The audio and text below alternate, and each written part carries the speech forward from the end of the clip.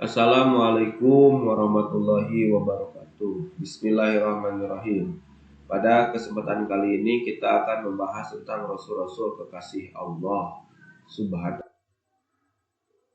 Semua umat Allah pasti mengutus seorang Rasul untuk membimbing manusia agar berjalan dalam rel yang benar. Yang sering terjadi adalah ketika masih ada Rasul, mereka masih mengikuti ajarannya. Tetapi setelah Rasul tidak ada, umat mulai menjauhi ajarannya. Bahkan ada yang mengaku dirinya sebagai Nabi dan Rasul.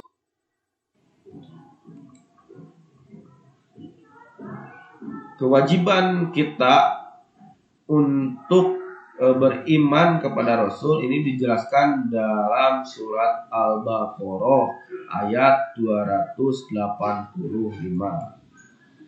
Dari keimanan seseorang itu tidak sah sampai ia mengimani semua nabi dan rasul Allah Subhanahu wa taala dan membenarkan bahwa Allah Subhanahu wa taala telah mengutus mereka untuk membimbing dan mengeluarkan manusia pada kegelapan menuju kepada cahaya kebenaran.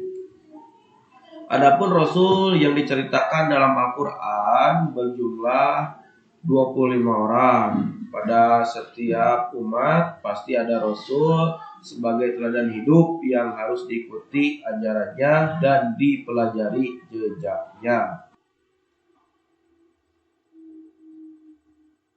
Beriman kepada Rasul juga dijelaskan dalam surat An-Nisa ayat 136.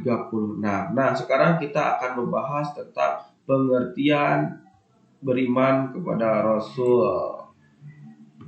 Allah Subhanahu wa taala. Pengertian iman kepada Rasul Allah Subhanahu wa taala yaitu iman kepada Rasul meyakini bahwa Rasul itu benar-benar utusan Allah Subhanahu wa taala yang ditugaskan untuk membimbing umatnya ke jalan yang benar agar selamat di dunia dan di akhirat. Nah, kita juga akan membahas tentang perbedaan nabi dan rasul. Apa itu nabi dan apa itu rasul? Di sini dijelaskan bahwa nabi adalah manusia pilihan yang diberi wahyu oleh Allah Subhanahu wa taala untuk dirinya sendiri dan tidak mempunyai kewajiban untuk menyampaikan. Sedangkan Rasul adalah manusia pilihan Allah Subhanahu wa taala yang diangkat sebagai utusan untuk menyampaikan firman-firman-Nya kepada umat manusia agar dijadikan pedoman hidup.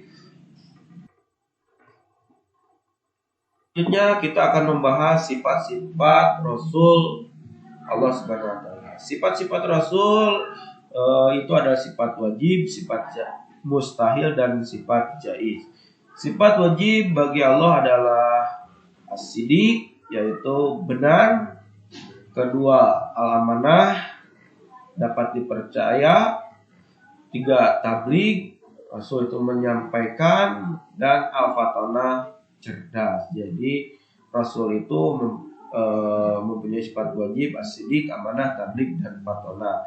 Ini penjelasan as-sidiq ada dalam surat Maryam, amanah itu Asy-Syura ayat 106 sampai 107, tabligh itu penjelasannya ada dalam surat Al-Maidah ayat 67, dan Rasul memiliki kecerdasan yang tinggi. Itu dulu ada diceritakan bahwa Rasul telah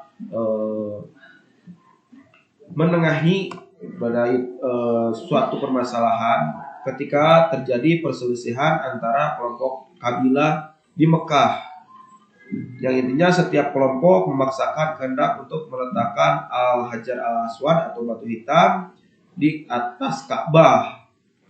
Lalu Rasulullah SAW menengahi dengan cara semua kelompok yang bersengketa agar memegang ujung dari kain itu. Kemudian Nabi meletakkan batu itu di tengahnya dan mereka semuanya mengangkat hingga sampai di atas Ka'bah. Sungguh cerdas Rasulullah SAW. Kemudian yang kedua adalah sifat mustahil bagi Allah. Bagi Rasul maksudnya. Sifat mustahil bagi Rasul itu ada al-kizib, bohong, al-khianah, berkhianat, al-kitman, menyembunyikan kebenaran, dan al-baladoh, bodoh. Jadi Rasul mustahil bersifat kizib, khianat, kitman, dan baladoh. Untuk kizib ini dijelaskan dalam surat An-Najm ayat 2-4, kemudian al-khianat dijelaskan dalam surat Al-An'am ayat 106, al-kitman dijelaskan dalam surat Al-An'am ayat 50, dan al-baladoh dijelaskan dalam surat Al-A'raf ayat 199. Kemudian yang terakhir, sifat bagi Rasul itu adalah sifat jaiz. Sifat jaiz bagi Rasul adalah sifat kemanusiaan, sama seperti kita semua, yaitu al-ardul basariyah. Artinya Rasul memiliki sifat sebagaimana manusia biasa, seperti rasa lapar, haus, sakit, tidur, sedih, senang, berkeluarga, dan lain sebagainya. Bahkan Rasul meninggal sebagaimana makhluk lainnya seperti kita.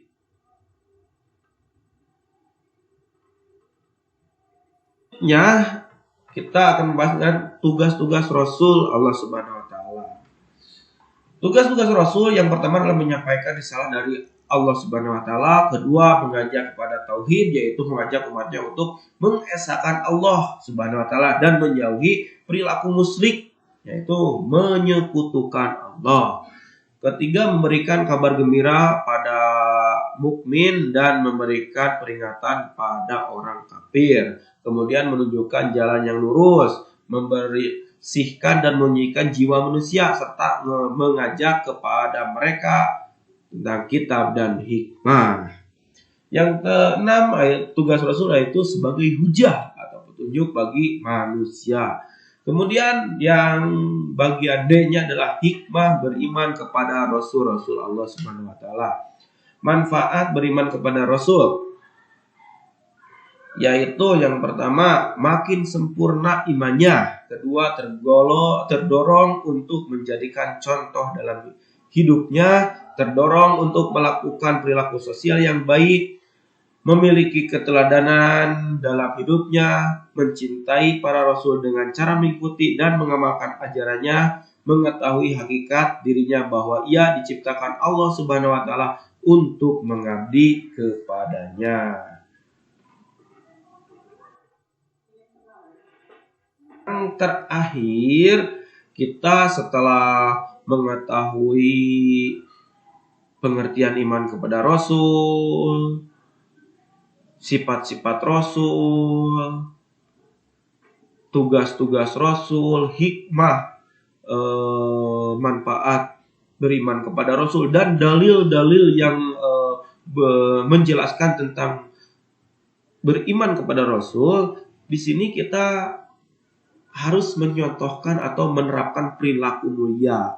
Jadi perilaku mulia yang dicerminkan oleh yang beriman kepada Rasul adalah pasti menjunjung tinggi risalah atau ajaran Allah Subhanahu wa taala yang disampaikan Rasulnya, melaksanakan seruannya untuk beribadah hanya kepada Allah Subhanahu wa taala, giat dan rajin bekerja mencari rezeki yang halal, selalu mengingat, memahami dan berperilaku sesuai dengan tuntunan Rasulullah SAW, melakukan usaha-usaha agar kualitas hidupnya meningkat ke derajat yang lebih tinggi. Kemudian yang terakhir adalah terus berdakwah agar ajaran yang dibawa Rasul tidak sirna. Oke, mungkin itulah tentang pembahasan kita hari ini, yaitu tentang Rasul-Rasul kekasih Allah.